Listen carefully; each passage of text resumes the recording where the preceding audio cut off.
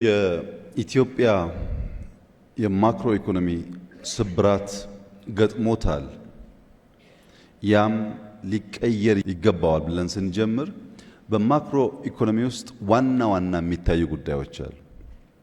በተናጠል ሊፈቱ የሚገባቸው ግን ካልተሳሰሩ በቀር ጥቅል ስብራቱን የማያድኑ ማክሮ ስንል ለምሳሌ ኢንፍሌሽን ሊነሳ ይችላል። ኢንፍሌሽን ላይ ያለው ችግር ብዙ ተዋንያን ማሳተፍ አለበት። ከምርት ማብዛት ጀምሮ በዋጋ ተመን ውሳኔ ጭምር ኢንፍሌሽን አፌክት ሊደረግ ይችላል። ናሽናል ባንክ ወይም የገንዘብ ሚኒስቴር የሚያጥራቸውን ገንዘብ ከሚያገኙበት ቦታ እና ገንዘብ የሚያፈሱበት ልክም ኢንፍሌሽንን ሊጎዳው ይችላል። አንድ አንጓ ነው። ኢምፕሎይመንት ሁለተኛው በማክሮ ስብራት ውስጥ መታየት ያለበት አንጓ ነው። ኢምፕሎይመንት ጤናማ የሆነ ከሄደ ጉልበት አላግባብ ሳይከስር አምራች የሆነ ትውልድ በተገቢው እየሰራ ሀብት እያባዛ እንደሄደ የሚያሳይ ነው። ኢምፕሎይመንት ሊፈጠር የሚችለው ኩባንያዎች ሲፈጠሩ ነው። ኢምፕሎይመንት ሊፈጠር የሚችለው ሀሳብ ገንዘብ አግኝቶ ሰው መቅጠር ሲችል ነው። የተያያዘ ጉዳይ ነው፣ ለየብቻ የሚታይ አይደለም።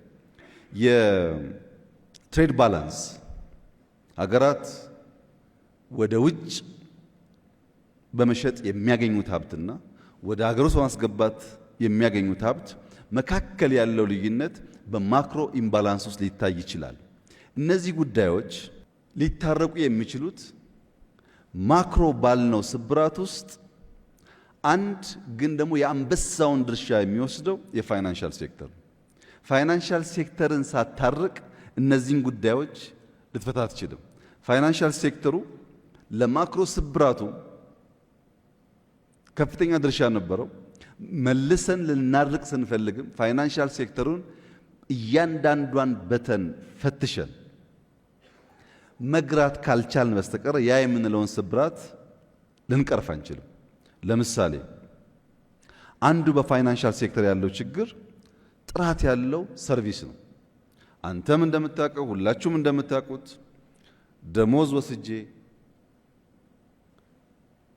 ለእናቴ 100 ብር ለመላክ ብፈልግ መጀመሪያ መደወል አለብኝ ባንክ ቤት ሂጂ ብዬ። ከዛ ባንክ ቤት መሰለፍ አለብኝ። 100 ብር እኮ ነው። ሰልፍ ወረፋ ከበዛ ደግሞ ከሰዓት ና ልባል እችላለሁ። ከሰዓት ደግሞ ተመልሼ ካስገባው በኋላ ፋክስ ተበላሸ ሊባል ይችላል። ከሁለት ቀን በኋላ ደውዬ ደረሰሽ ማለት አለብኝ። ለ100 ብር ጊዜውና ገንዘቡ ኤፊሽንት አይደለም፣ ጥራት ያለው ሰርቪስ አይደለም የሚሰጠው።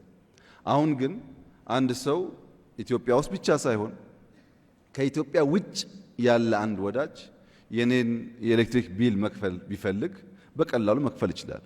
ያ ባለው ተቋም ባለው ሀብት ላይ ጥራትና ዘመናዊነት መላበስ በራሱ ኤፊሽንሲን ያሳድጋል። አንዱ ነው ይሄ።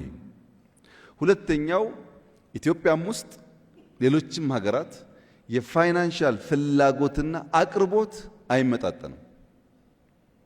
የግል ኩባንያ ለመበደር የሚፈልገው ብዙ ሀብት ነው። ሀሳብ ያላቸው ኢንተርፕረነርስ ገንዘብ ይፈልጋሉ። የፋይናንሻል አቅርቦቱ ግን በቂ አይደለም። ያንን ለማጥበብ አማራጭ የፋይናንስ ሶርሶች ማበጀት ይፈልጋል። ለዚህም ፋይናንሻል ሴክተሩ መታየት አለበት፣ መፈተሽ አለበት፣ መዘመን አለበት። አውቶሜሽን አስፈላጊ የሚሆንበት ዋናው ምክንያት ፕላትፎርም መፈጠሩ ብቻ አይደለም።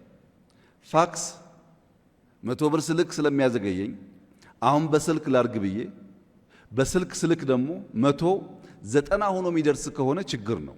የላኩት 100 ሆኖ እንዲደርስ ያ ፕላትፎርም ሴፍ መሆን አለበት። ያን የሚያረጋግጥ ተቋም ደግሞ ያስፈልጋል ማለት ነው። በሌላም ኤግዛምፕል ለማየት ታስታውሳላችሁ፣ የዛሬ 10-15 ዓመት የ15 ብር የ30 ብር የሞባይል ኤርታይም ካርድ ስንገዛ ሱቅ እንሄዳለን፣ ካርድ እንገዛለን። ሱቅ በእኛ አቅራቢያ ከሌለ ታክሲ እንይዛለን፣ ሁሉም ቦታ ስለሌለ ስለማይገኝ። አሁን ግን ቤት ተቀምጬ ኤርታይም ከጎደለኝ እኔም ቨርቹዋሊ ገዛለሁ። እኔ ገንዘብ ባይኖረኝ አንተም ልትገዛልኝ ትችላለህ። ይሄ ምን ማለት ነው? አንድ ሲኒየር ሰው በአቅራቢያው ልጆች ባይኖሩ አጋዥ ሰው ባይኖረው የሱ ልጅ ካለበት ሀገር ከኬንያ ኤርታይም ሞልቶለት ቨርቹዋሊ ፒዛ ቢያዘለት በዴሊቨሪ ቤቱ ቢመጣ ያ ሲኒየር ሰው አጋዥ ሳይኖረው ቁርስ ምሳውን በላ ማለት ነው። ይህንን ጉዳይ ማሳካት የምንችለው ፋይናንሻል ሴክተሩ የእያንዳንዱን ሰው ፍላጎት ተረድቶ መፍታት ሲችል ነው።